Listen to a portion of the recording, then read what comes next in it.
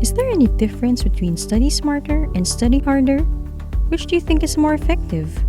Do you often feel as though your study techniques are simply inadequate? Do you ever consider how you may be improving your grades and test scores?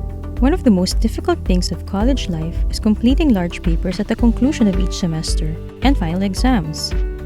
As you approach finals, there's a lot to learn, remember, and stay organized about. In this video, I will show you 7 strategies for more effective study habits.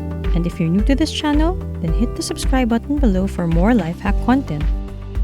1. Concentrate on the main concept. It is common for students to spend too much time on unimportant ideas, which can actually cause them to overlook an important aspect of the course material. They concentrate on the insignificant areas rather than the fundamental ideas. The regularity of themes and your comprehension of material you are learning throughout the course are probably what your teacher or professor are searching for. You must concentrate on the key ideas assessed in tests if you wish to study more successfully and efficiently. You can review the material more completely and get exam ready by concentrating on the key ideas. You'll be able to master the topic and afterwards internalize it better if you pay consistent attention to what was taught in class. 2. Handwritten notes. Writing down your notes by hand is one of the best study methods. It offers a more individualized learning experience and enables for better memory retention than typing. Writing down what you've learned rather than attempting to recall it is also a lot simpler. You don't even need to be concerned about formatting. Additionally, handwriting notes makes it simple to retain them and utilize them as a point of reference. Building linkages between concepts and improving imagery and memory of facts are both aided by handwriting. By the time tests arrive, you ought to have a decent sense of what will be covered so you can prepare accordingly. 3. Following Parkinson's Law. The theory of Parkinson's Law, commonly referred to as management law, was advanced by British author and scholar Roy Richard G. Stalker. It is predicated on the idea that managers are constantly competing with one another to improve their effectiveness in boosting output and production. The proverb known as Parkinson's Law states that work grows to occupy the time given for its completion. Or, to put it another way, if you give anything 4 hours, it will take 4 hours. The identical task will take 4 weeks if you give it 4 weeks of your time. It works because individuals give tasks more time than they actually need, occasionally because they want some leg room or buffer, but mainly because they have an unrealistic expectation of how long it will take to finish the task. Until this idea is put to the test, people are not fully aware of how quickly particular jobs can be performed.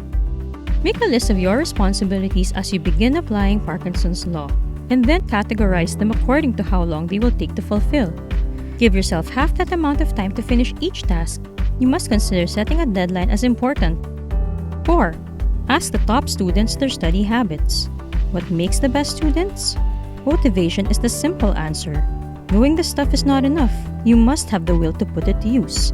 The folks you work with in study groups will make it easier for you to stay motivated. The most important thing to remember is to ask the top students in your class for advice instead of comparing yourself to them. Find out how others who have been performing better than you study and how you might become better. Regardless of the position, take advantage of the mentors in your class, but ask them for guidance and advice. 5. Become the teacher. As if you were the teacher, attempt to explain the subject in your own terms. This can be done on your own, in a study group, or with a study partner. Speaking the information out loud can help you remember it and identify any areas where you need extra explanation or clarification. Make links between concepts and use examples to illustrate the content as you are explaining it, just as a teacher does. To accomplish this while holding your notes in your hands is acceptable and even encouraged. To explain the content at first, you might need to refer to your notes, but gradually, you'll be able to do without them. Additionally, it's not necessary for parents and little siblings to be bothersome during exam times.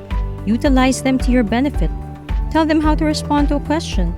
That will aid in your mental clarity and assist you in identifying any areas that require additional effort. You can think like your professor by making a quiz for yourself. What is the lecturer trying to get through to you? Self-testing is a very powerful study strategy. 6. Use flashcards and diagrams. When revising, visual aids can be quite beneficial. Write down all of the information you already know about the subject at the beginning of the topic, then identify any gaps. Reduce your review notes into one-page diagrams as the exam date approaches.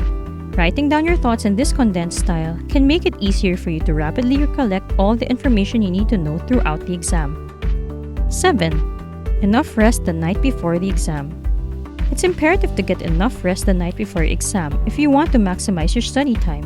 Your mental health may be enhanced as a result, which can help you feel more optimistic before the test. Thanks for watching. If you want to upgrade your life from what you have to what you deserve, click the subscribe button now.